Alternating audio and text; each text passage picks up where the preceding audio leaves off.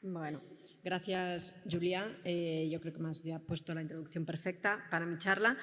Cuando hablamos de vacunas terapéuticas, básicamente, bueno, el concepto es muy de inmunoterapia. Le llamamos vacuna porque es verdad que sí, ¿no? que la función o cómo funcionan es como entendemos una vacuna preventiva, pero cuando hablamos los que trabajamos en vacunas terapéuticas siempre las ponemos en un contexto pues, de lo que sería una cura funcional, ¿no? Una alternativa al tratamiento antirretroviral, que sabemos que es excelente, pero es verdad que a todos nos gustaría, como en todas las enfermedades, no solo tratar, sino curar. Estos son mis conflictos de interés. Veréis que hablo de una de las vacunas terapéuticas en las que he participado en su desarrollo.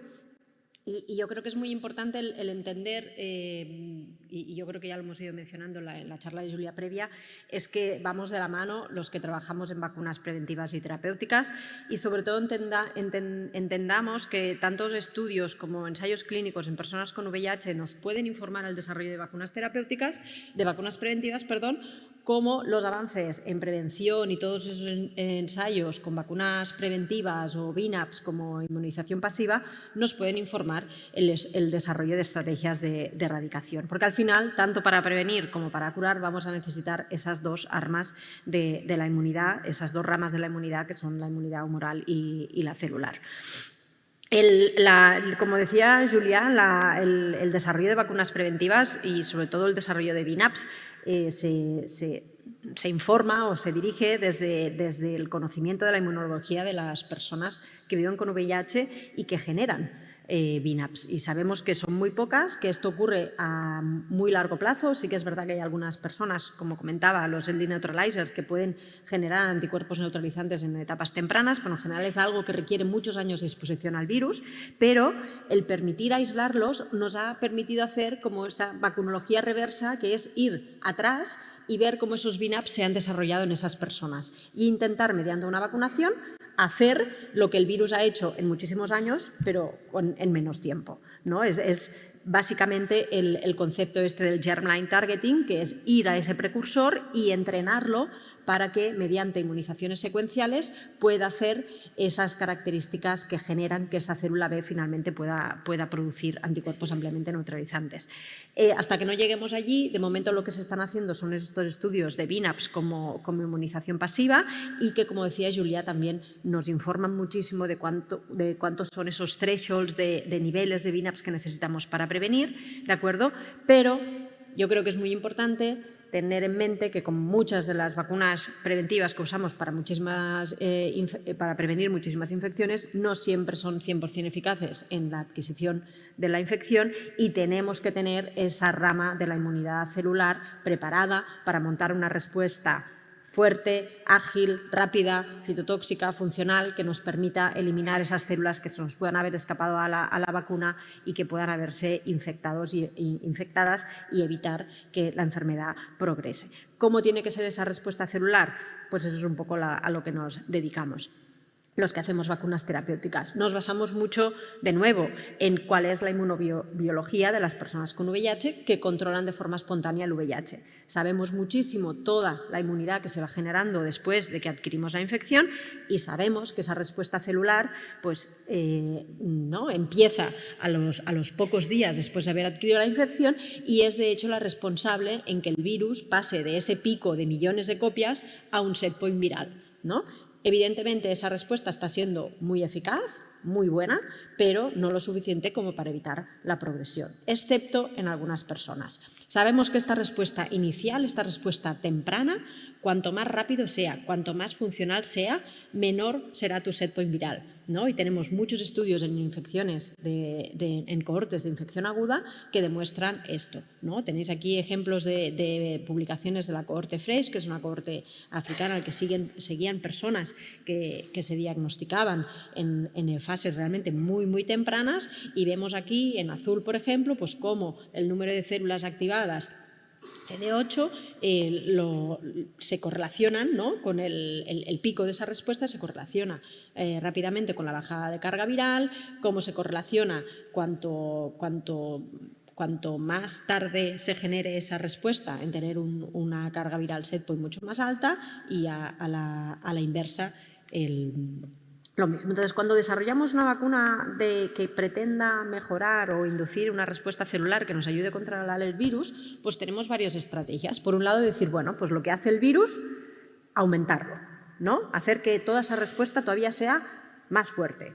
Y esto es mucho lo que intentan estrategias de vacunación basadas en proteínas enteras. Entonces, básicamente lo que cogen es las proteínas enteras o los epítopos de la gran mayoría de proteínas del VIH e intentar expandir esa respuesta. Incluyen envuelta, incluyen POL, incluyen GAG, porque son proteínas que sabemos que son muy inmunogénicas. Incluyen variantes para intentar cubrir al máximo la diversidad viral.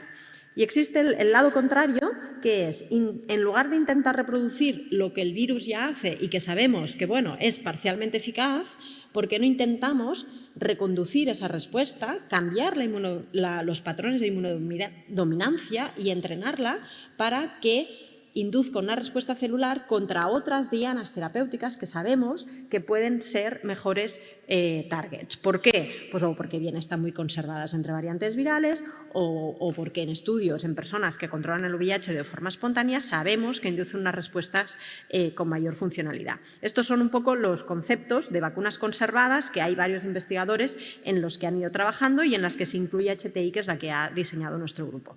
Nuestro grupo básicamente es, en lugar de basarse en secuencia, en decir diversidad de virus y basarnos solo en las zonas que están conservadas, es no solo vamos a tener en cuenta esas zonas conservadas, sino que vamos a tener en cuenta si esas zonas inducen respuestas que nosotros hayamos visto enriquecidas en personas que controlan el virus espontáneamente.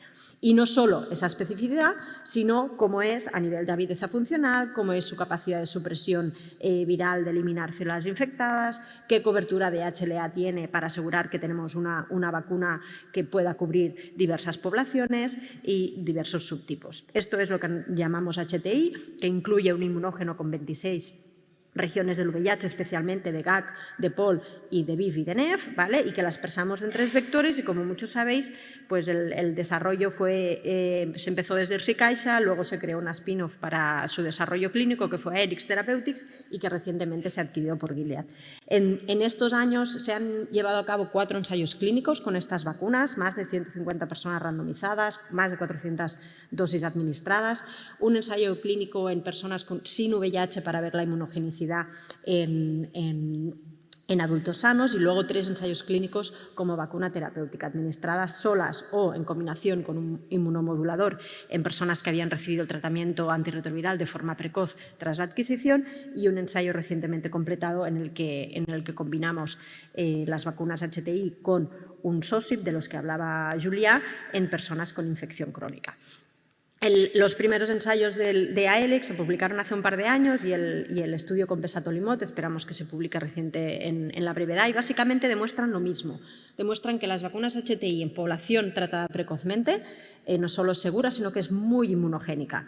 Induce respuestas celulares de tipo CD4, CD8, con los parámetros de polifuncionalidad que habíamos descrito en personas controladoras, que cubren muy bien el virus pretratamiento, que es el que sabemos el que está en los reservorios virales a nivel de secuencias, que tiene una capacidad de eliminar esas células infectadas ex vivo y al virus autólogo elevada, casi parecida a los controladores de élite, pero en ninguno de los 2 ensayos hemos visto reducción del reservorio viral. De forma importante, la respuesta a la vacuna, cuando nosotros la medimos, es a mayor respuesta a la vacuna, mayor control una vez interrumpimos el tratamiento. No evitamos el rebote viral, porque realmente no estamos eliminando el reservorio ni lo estamos reduciendo, pero sí que cuando el virus rebota es capaz de controlarlo mejor. No al nivel de los controladores, que es lo que queremos, porque evidentemente queremos una estrategia de curación que nos lleve a niveles indetectables, igual que hace el tratamiento antirretroviral, pero sí que estamos realmente modulando la historia natural de la carga viral una vez sacamos el tratamiento. Evidentemente esto no es suficiente y vamos a tener que abordar el tema del reservorio, no solo con tratamiento precoz, que es lo que hemos hecho hasta ahora, sino con otros agentes que ya bien nos aumenten la expresión de virus en las células del reservorio mediante reactivadores de latencia o que nos induzcan esta especie de bloqueo permanente o bien que nos sensiticen o sensibilicen el reservorio, ¿no? Porque cada vez más, y ayer escuchábamos una charla de Alberto Bosque, empezamos a entender que igual el reservorio no es solo que nos exprese las proteínas virales, sino que es que está haciendo un proceso de evasión inmune que hace que esas células no se quieran morir y sobreexpresen todas esas proteínas antiapoptóticas que evitan que esa célula pueda eliminarse, ¿de acuerdo? Con lo cual hay mucho trabajo a hacer para combinar vacunas terapéuticas con medidas del reservorio, con agentes que actúen en el reservorio. Pero ¿y los anticuerpos? ¿Y si en estas estrategias añadimos anticuerpos? ¿Qué nos pueden hacer esos anticuerpos? Nos podrían ayudar que igual en ese rebote viral, que es bestial, que ocurre en las primeras semanas y que nos metemos en cargas virales de millones de copias en 2 o 3 semanas, esas cargas virales las bajemos, esas curvas las doblemos. Y si doblamos esa curva, igual esa respuesta celular que estamos induciendo con las vacunas terapéuticas sea mucho más efectiva. Y no solo por el efecto propio de los anticuerpos de unión y antiviral, sino porque sabemos, como bien decía, que los anticuerpos pues, tienen esta función ADCC, ¿no? que es lo que llamamos el vaccinal effect, que nos pueden ayudar mucho a esa respuesta celular. Y esto no es un concepto solo teórico, sino que ya empezamos a tener estudios, y por eso os decía, ¿no? la importancia de cómo los estudios en vacunas terapéuticas con VNAPs informan la prevención y a la inversa. Sabemos que los VNAPs administrados como estrategias de curación pueden tener ese efecto antiviral. Y hay un estudio, ¿no? liderado por los daneses que se publicó hace un par de años, en el que ya se empezaba a ver cómo esos VNAPs administrados al inicio del tratamiento antirretroviral podían mejorar muchísimo la respuesta citotóxica de las personas que lo recibían y tenían virus sensibles al VNAP, y una vez paraban el tratamiento, son en azulito, conseguían controlar el virus de mayor manera. Con lo cual, esta capacidad de vaccinal effect no sabemos si es exclusiva de los VNAPs o cualquier otro anticuerpo con binding, con capacidad de unión, puede también inducir esta respuesta VNAP, nos pone en el conundrum de que tenemos que combinar vacunas que induzcan respuesta celular y respuesta humoral también como estrategias de curación. Un ejemplo, como os decía, es el ensayo BCN03, que completamos y que esperamos poder presentar los resultados en el CROI. Aquí hemos combinado las vacunas HTI con uno de los SOSIPs que explicaba Julia, pero hay otros estudios que están en marcha y que iremos viendo en los próximos años que van en esa dirección. Por ejemplo, aquí tenemos un estudio en el que combinan las vacunas que expresan los insertos mosaico, que os explicaba antes, con 3 VNAPs, al inicio de la interrupción de tratamiento, precisamente para ese efecto, buscando ese efecto que os decía de doblar la curva de la recrudescence. Y incluso hay algunos estudios ya con una triple combinación, que no solo son las vacunas terapéuticas, los VNAPs, sino además el inmunomodulador, el besatolimod, que hemos usado en AX03, en este caso en agudos, en un ensayo del ACTG que está en marcha. Estas estrategias, ¿no? como esta última, realmente es un poco lo que decía Julia. Estamos testando estrategias muy complejas y que sabemos que esto no tiene viabilidad a nivel de la práctica clínica comparado con estar tomando una pastilla diaria o ¿no? recibiendo una inyección de tratamiento antirretroviral cada 2 o 4 meses, ¿no? que es hacia donde vamos. Pero sí que nos están generando todo ese conocimiento para que realmente podamos encontrar, ¿no? la manera de llegar. Yo como conclusiones me gustaría cerrar diciendo, ¿no? que el desarrollo de VNAPs como vacunas preventivas se informa pues, de la inmunidad de las personas con VIH, pero que realmente estos VNAPs también pueden tener un rol súper relevante en el setting de la cura, que de la misma manera los conceptos de varias vacunas terapéuticas pues, se han basado en la inmunidad de las personas con VIH que controlan de forma espontáneamente, y que estas vacunas pues, puede ser que tengan un rol también en las vacunas preventivas, y creo que es un campo que tenemos que empezar a explorar. Cómo los dos campos de investigación se informan mutuamente, y dejar un poco sobre la mesa varias preguntas, que es ¿qué podemos hacer ahora, ¿no? para mejorar las vacunas terapéuticas actuales? ¿Tenemos manera de hacerlas más inmunogénicas, más potentes? ¿Es una cuestión de dar más dosis o de poner adyuvantes? Hasta ahora no las hemos estado adyuvando, igual puede ser que adyuvantes nos ayuden. ¿Hay otros vectores virales que podamos usar? La tecnología de mRNA, por ejemplo, nos puede mejorar, hacer estas vacunas más potentes. eso a nivel de las vacunas terapéuticas, y yo creo que sobre todo en el germline targeting, en los BNAbs, es cómo realmente podemos acortar, ¿no?, ese desarrollo, esa maduración de los precursores de células B para que lleguen a producir los BNAbs, ¿no?, y no requieran pues, todos los años que requieren en infección natural.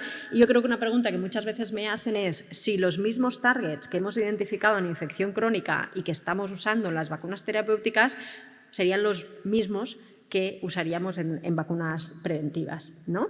Si son esos targets efectivos en el founder virus, ¿no?, que sabemos pues, que es ese virus inicial con el que solemos adquirir la infección.